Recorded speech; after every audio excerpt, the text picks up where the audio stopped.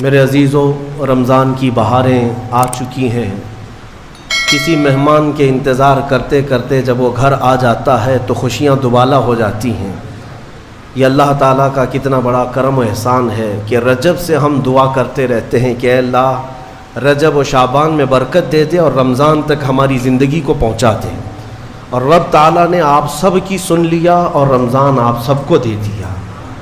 ورنہ آج بھی کچھ لوگوں کی موت ہوئی ہے، آج کے دن بھی کئی لوگوں کی موت ہوئی ہے، چاند دکھنے سے پہلے بھی کچھ لوگ قبرستان جا چکے ہیں۔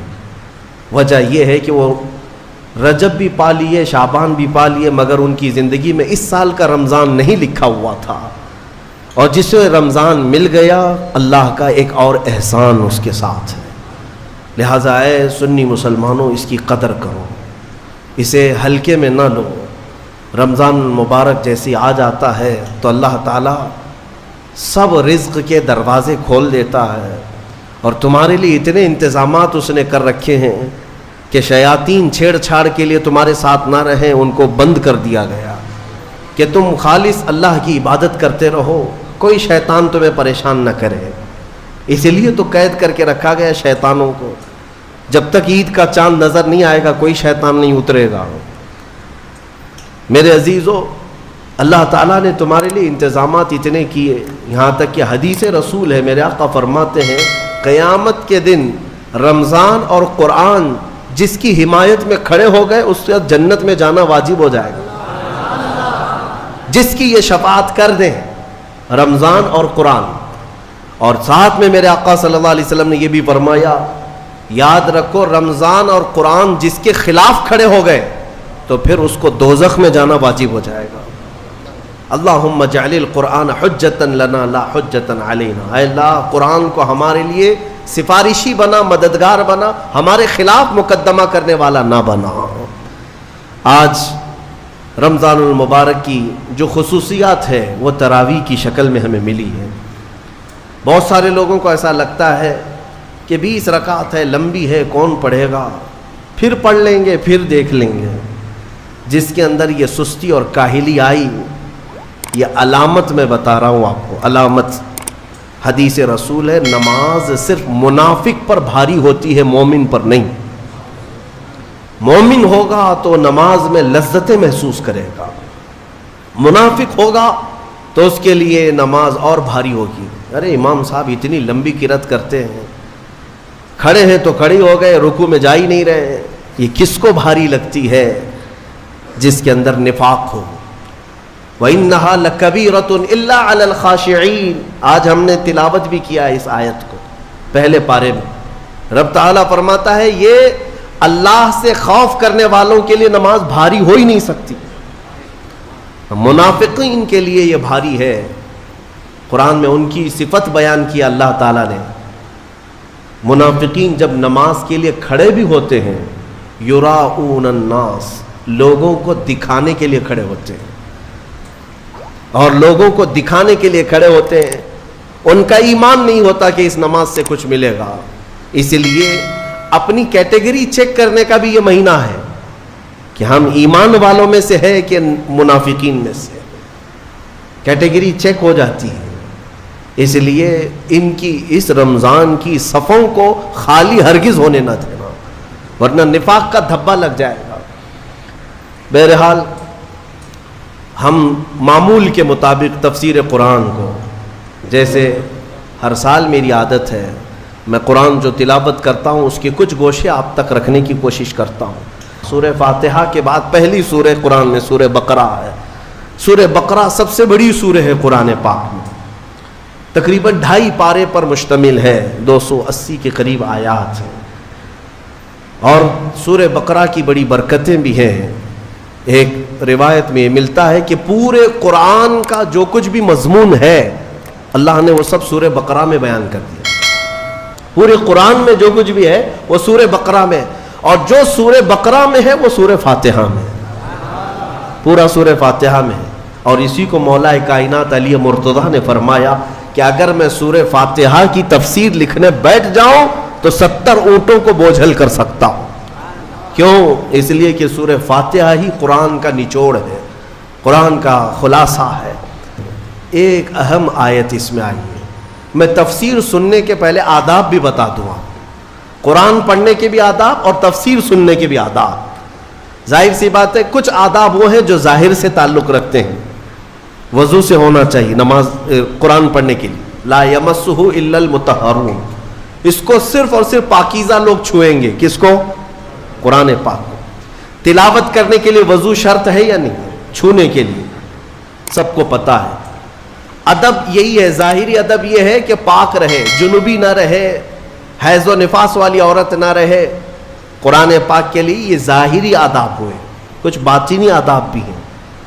قرآن پڑھنے کے لیے کچھ باطنی آداب بھی ہیں. تم 10 بار نہا لو, 10 بار وضو کر لو, قرآن کو ظاہری آداب کے اعتبار سے چھو تو سکتے ہو. باطنی آداب میں سب سے پہلی شرط یہ ہے قرآن پڑھنا ہو یا سننا ہو تو عشق مصطفیٰ ہونا چاہیے. ہاں, بغیر حب مصطفیٰ کے اگر قرآن پڑھے گا تو پھر گمراہی کی طرف بھی جا سکتا ہے. قرآن تو قرآن ہے. حدیث رسول کے بارے میں کہا گیا, بخاری شریف کے بارے میں, کہ بے عشق مصطفیٰ پڑھتے ہیں جو بخاری. سنا ہے نا آپ نے؟ بے عشق مصطفیٰ جو پڑھتے ہیں بخاری. آتا ہے بخار, ان کو آتی نہیں بخاری. بخار آ جائے گا لیکن بخاری نہیں آئی. جب بخاری کے لیے عشق مصطفیٰ ضروری ہے تو پھر قرآن کے لیے کتنا ہے. اس لیے سب سے پہلی چیز میں آپ کو یہ بتا دوں, قرآن پڑھنا ہے یا سننا ہے, عشق مصطفیٰ شرط ہے. شرط ہے. محمد کی محبت دین حق کی شرط اول ہے. اسی میں ہو اگر خامی تو سب کچھ نامکمل ہے. قرآن کی ایک آیت سنا ہوگا نا آپ نے, لقد جاءکم من اللہ نور, قد جاءکم من اللہ نور و کتاب مبین. مشہور آیت ہے. اللہ فرماتا ہے بے شک اللہ کی طرف سے ایک روشن کتاب. قد جاءکم من اللہ نور و کتاب مبین. بے شک اللہ کی طرف سے ایک نور آیا اور ایک روشن کتاب. ایک نور آیا اور ایک روشن کتاب. توجہ چاہتا ہوں, کیا چیزیں آئی اللہ کی طرف سے؟ ایک نور آیا اور ایک روشن کتاب. نور کون ہے سنیوں کو سمجھانے کی ضرورت نہیں. دوسرے لوگ تعویل کرتے ہیں نور سے مراد وہ ہے, نور سے مراد یہ ہے. ہم تو کہتے ہیں صبح طیبہ میں بٹتا باڑا, صدقہ لینے نور کا آیا ہے تارا. ارے ہمارا مزاج تو یہ ہے, بریلی کے امام نے ہمیں یہ سمجھایا ہے, وہی تو جوبن ٹپک رہا ہے, وہی تو جوبن ٹپک رہا ہے, وہی تو اب تک چھلک رہا ہے. ہاں, نہانے میں جو گرا تھا پانی کٹورے تاروں نے بھر لیے تھے. یعنی یہ ستاروں کی جو چمک ہے نا, تم کیا سمجھتے ہو؟ سائنٹیفک اعتبار سے کہتے ہیں کہ سورج کی روشنی کھینچ کر رات کو تارے چمکتے ہیں. ہم نے سوال کیا پھر سورج کس کی روشنی کھینچتا ہے؟ سورج کس کی روشنی کھینچتا ہے؟ وہ روشنی سمجھنے کے لیے بریلی کے امام کی زبان میں پڑھنا پڑے گا. سورج ہو کہ چاند ہو, اعلیٰ حضرت فرماتے ہیں کہ اتار کر ان کے رخ کا صدقہ, اتار کر ان کے رخ کا صدقہ, وہ بٹ رہا تھا نور کا باڑا. اچھل اچھل کر جبی, یہ چاند و سورج اچھل اچھل کر جبی کی خیرات مانگتے تھے.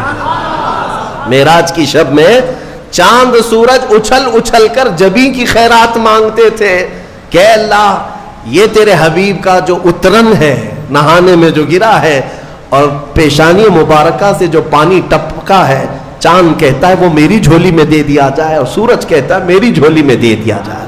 جو بات میں عرض کر رہا ہوں وہ یہ ہے کہ قرآن میں اللہ نے کیا فرمایا, بے شک اللہ کی طرف سے تمہارے پاس کیا آیا, ایک نور آیا اور دوسرے روشن کتاب. جس کو ہم نے آج پڑھا وہ روشن کتاب. تراویح میں جو پڑھا وہ کون سی کتاب ہے؟ روشن کتاب. روشن ہی ہے حقیقت میں, جو پڑھتا ہے وہ بھی روشن ہوتا. روشن کتاب آئی اور ایک نور آیا. دونوں کا کیا کمبینیشن ہے, دونوں کا کیا تعلق ہے؟ اللہ کی طرف سے ایک نور آیا اور ایک روشن کتاب. یہاں اگر ایسا ہوتا کہ بے شک اللہ کی طرف سے کتاب آئی اور ایک نور آیا, نہیں, اللہ کی طرف سے ایک نور آیا پھر روشن کتاب. پتہ یہ چلا لائٹ سب بند کر دیں اور کتاب کھولیں, کیا پڑھ پاؤ گے؟ پڑھ پاؤ گے؟ ساری لائٹ میں بند کرتا ہوں اور تمہارے سامنے کتاب رکھتا ہوں، پڑھو، کچھ نہیں پڑھ پاؤ گے، ادھر سے ادھر انگلیاں پھیر سکتے ہو۔ پڑھنے کے لیے روشنی ہونا یہ ضروری ہے، بغیر روشنی کے کتاب نہیں پڑھی جا سکتی۔ اسی لیے آیت میں اللہ نے فرمایا بے شک اللہ کی طرف سے پہلے کیا آیا؟ نور آیا، پھر کیا آئی؟ روشن کتاب۔ اب اس روشن کتاب کے لیے یہ کرنٹ والی لائٹ نہیں، نور مصطفیٰ کی روشنی ضروری ہے۔ جب نور مصطفیٰ میں پڑھو گے تو اس کتاب سے ہدایت بھی پاؤ گے۔ الحمدللہ اہل سنت و جماعت کے حصے میں وہ ہدایت آئی کہ ہم عشق مصطفیٰ کی زبان میں قرآن پڑھتے ہیں۔ الحمدللہ